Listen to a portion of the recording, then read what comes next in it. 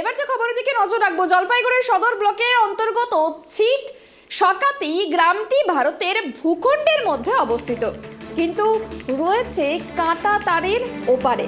মোট জনসংখ্যা প্রায় 100 থেকে 200 জন। গ্রামটির বাসিন্দাদের প্রতিদিনের যাতায়াত নির্ভরশীল একটি কাঠের সেতুর ওপর। তবে সম্প্রতি ভেঙে যাওয়া দৈনিক কার্যক্রমের ক্ষেত্রে সমস্যার সম্মুখীন হচ্ছেন গ্রামবাসীরা। জীবনের ঝুঁকি নিয়ে চলছে নদী পারাপার। ঠিক কি অভিযোগ করছেন গ্রামবাসীরা? কথা বলো, আমাদের সঙ্গে রয়েছে সরাসরি প্রতিনিধি শুভশ্রী। শুভশ্রী, এই যে কাঠের সেতু দিয়ে দীর্ঘদিন ধরে যাতায়াত এবং সেই সেতুর ভগ্নপ্রায় অবস্থা, স্থায়ী সেতুর দাবি জানাচ্ছে গ্রামবাসীরা, ঠিক কি অভিযোগ করছেন এবং কি দাবি জানাচ্ছেন, কি জানা যাচ্ছে? একেবারেই দেখো, কিন্তু এই ভারতের সঙ্গে বাংলাদেশের সম্পর্ক ক্রমশই কিন্তু অবনতির দিকে যাচ্ছে। তার মধ্যে জলপাইগুড়ির সংলগ্ন সদর ব্লক সংলগ্ন কিন্তু একটি গ্রাম রয়েছে ছিট সকাতি। ভারতের গ্রাম এবং জলপাইগুড়ির গ্রাম হওয়া সত্ত্বেও সেটা কিন্তু কাঁটাতারের ওপারে। কাজেই কাঁটাতারের ওপার থেকে তাদের প্রত্যেক দিনের নিত্য যে কাজপত্র, যেমন চিকিৎসা থেকে শুরু করে বাচ্চাদের স্কুলে যাতায়াত করা এবং বাজার হাট যাবতীয় যে নিত্য প্রয়োজনীয় কাজ, সেসব করতে কিন্তু তাদের ওপার থেকে কাঁটাতার পেরিয়ে ভারতে প্রবেশ করতে হয়। সেই কারণে এতদিনও কিন্তু তাদের ভরসা একমাত্র ছিল নদীর ওপরে থাকা একটি কাঠের সেতু। কিন্তু সম্প্রতি এই কাঠের সেতু কিন্তু ভেঙে যায়। তারপরে বলতে গেলে যে সংযোগ রক্ষাকারী কোনো বিকল্প রাস্তা নেই, কোনো বিকল্প সেতু। কাজেই বুঝতেই পারছো যে তাদের যে প্রত্যেক দিনকার কাজ সেগুলো করতে আসতে হয় ওপার থেকে এপারে, কার্যত নদী পেরিয়ে আসতে হয়। এখনো অবধি সেই গ্রামে কিন্তু রয়েছে প্রায় 25টি থেকে 30টি পরিবার এবং জনসংখ্যা যদি বলা যায় তাহলে প্রায় 200 জনের কাছাকাছি। আর বর্ষাকালে এই নদীর জল যখন আরো ফুলে ফেপে ওঠে, তাদের জীবনযাত্রা কিন্তু চরম দুর্ভোগে পৌঁছে যায়। প্রায় কিন্তু সেখান থেকে খবর আসে যে নদীতে পড়ে গিয়ে প্রাণহানিরও ঘটনা ঘটেছে। কাজেই এই মতো অবস্থায় কিন্তু তাদের একটাই দাবি প্রশাসনের কাছে, যে একটি সেতুর বন্দোবস্ত করা হোক, একটি ব্রিজের ব্যবস্থা করা হোক। কাজেই যেহেতু তারা ভারতীয় বাসিন্দা, তাদের ভারতের সমস্ত যে সুবিধাগুলো রয়েছে তারা কিন্তু পাওয়ার যোগ্য। সেই ক্ষেত্রে প্রশাসনের কাছে তাদের একটাই আবেদন যে যত দ্রুত সম্ভব তাদের এই যে যোগাযোগ ব্যবস্থা সেটা যাতে করা হয়। প্রশাসনের তরফ থেকে নজরদারি চালানো হয়েছে, কিন্তু আশ্বাস দেওয়া হয়েছে কাজ হচ্ছে না। তবে এই ঘটনা যারা অভিযোগ তুলেছে সম্প্রতি এই সেতুর জন্য, সেটা জানার পর কিন্তু প্রশাসনের তরফ থেকে একটা আশ্বাস দেওয়া হয়েছে যে যত দ্রুত সম্ভব।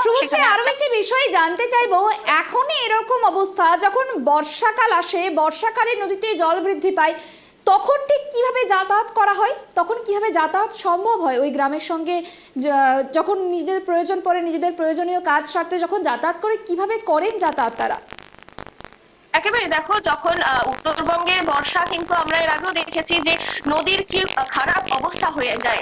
সেক্ষেত্রে বর্ষাকালে যখন নদীর জল ফুলে ফেপে ওঠে, তাদের কার্যত একটা কিন্তু বিচ্ছিন্ন হয়ে যায় এই ভারতবর্ষের সঙ্গে সেই গ্রামটির।